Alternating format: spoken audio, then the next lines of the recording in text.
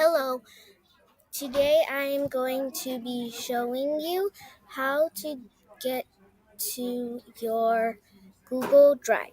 So Google Drive would be this little triangle with green, yellow, and blue.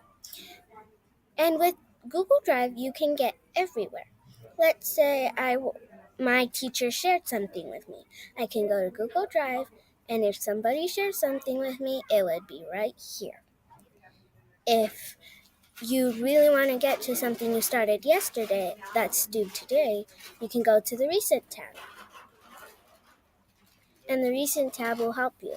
Now, this search button is my favorite because if you want to find something that you did a month ago to present, you can search it up. Now, you can also create new projects. You can create Google Docs, Google Sheets, Google Slides, and much more. This is how you use your Google Drive.